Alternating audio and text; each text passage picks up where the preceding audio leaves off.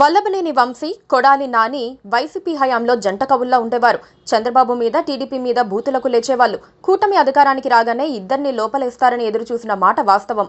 అందులో వంశీ తొలుత అరెస్ట్ అయ్యారు. ఆయన బయటకు రాకుండా కేసుల మీద కేసులు పెడుతున్నారు. కొడాలి నాని వంతు ఎప్పుడన్నది $1 మిలియన్ ప్రశ్నగా మిగిలింది. అరెస్టు ఖాయమని టీడీపీ వర్గాలే చెబుతున్నప్పటికీ టైమింగ్ పై స్పష్టత ఇవ్వలేకపోతున్నారు. గత కొంతకాలంగా ఆరోగ్య సమస్యలతో ఇబ్బంది పడుతోన్న మాజీ మంత్రి, వైసీపీ కీలక నేత కొడాలి నాని ఇటీవల ముంబైలో బైపాస్ సర్జరీ చేయించుకున్నారు. అనంతరం ఆయన ఆరోగ్యం నిలకడగా ఉందని అంటోన్న వేళ తాజాగా ఆయన అమెరికాకు వెళ్లనున్నారని తెలుస్తోంది. దీంతో కొడాలి నాని ఆరోగ్యంపై మరోసారి చర్చ మొదలైంది.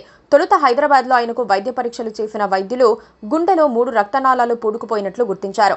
ఈ నేపథ్యంలోనే బైపాస్ అవసరమని ప్రత్యేక విమానంలో ముంబై తరలించారు. అక్కడ ఏషియన్ హార్ట్ కేర్ సెంటర్లో సుమారు 8 గంటల పాటు బైపాస్ సర్జరీ నిర్వహించారు. సర్జరీ తర్వాత కొడాలి నాని కొంతకాలం పూర్తిగా వైద్యుల పర్యవేక్షణలోనే ఉన్నారు. అనంతరం హైదరాబాద్కు తిరిగి వచ్చేశారు. ఈ సమయంలో రాజకీయ వ్యవహారాలకు దూరంగా ఉంటున్నారు. నాని తన పాత నియోజకవర్గం గుడివాడకు కూడా వెళ్లటం లేదు. కొందరు అత్యంత సన్నిహితులను మాత్రమే తన నివాసానికి రాణిస్తున్నారు. ఎవరితోనూ మాట్లాడటానికి ఇష్టపడటం లేదు. ఎక్కువ మాట్లాడితే అనారోగ్యం పెరుగుతుందన్న అనుమానాలు వస్తున్నాయి. త్వరలోనే నాని అమెరికా వెళ్లటం ఖాయమని తేలిపోయింది. అయితే కూటమి ప్రభుత్వం ఆయనపై పెట్టాలనుకున్న కేసుల సంగతి ఏంటన్న చర్చ మొదలైంది. అమెరికా వెళ్లిపోయి అక్కడే విశ్రాంతి తీసుకునే పరిస్థితి వస్తే ఆయనపై కేసులు పెట్టి ప్రయోజనం ఉండదని టీడీపీలో కొందరు గుర్తు చేస్తున్నారు. అమెరికా వెళ్లనివ్వడం అంటే నాని ఎస్కేప్కు అవకాశం ఇచ్చినట్లవుతుందని కూడా వాదిస్తున్నారు. పైగా నాని ఇప్పుడు చంద్రబాబు కుటుంబానికి వ్యక్తిగత శత్రువు కూడా అయ్యారు.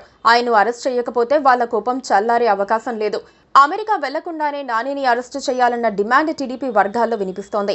నాని మంత్రిగా ఉన్నప్పుడు చేసిన అరాచకాలను ఒకటొకటిగా బయటకు తీయాలని కోరుతున్నారు.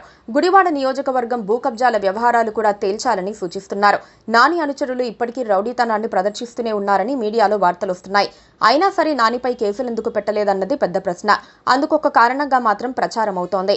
5 ఏళ్ల పాటు నాని పార్టీలతో సంబంధం లేకుండా తన సామాజిక వర్గం, బంధువర్గానికి ప్రయోజనాలు కలిగించారట. ఆయా వర్గాల్లో ఎవరికి ఏ పని కావాలన్నా చేసి పెట్టారట. తమవారు కబ్జాలు చేస్తే చూసి చూడనట్లుగా ఊరుకున్నారట. దాంతో నాని పట్ల కొంత సాఫ్ట్ కార్నర్ ఉందని చెబుతారు. పోనీలే మనోడే కదా, తర్వాత చూద్దాంలే అన్నట్లుగా కమ్మ పెద్దల్లో కొందరు చెబుతున్నారట. వంశీ అలా కాదు. గన్నవరంలో టీడీపీ వాళ్లను ఊచకొత్త కోశారు. వారి భూములు లాక్కున్నారు.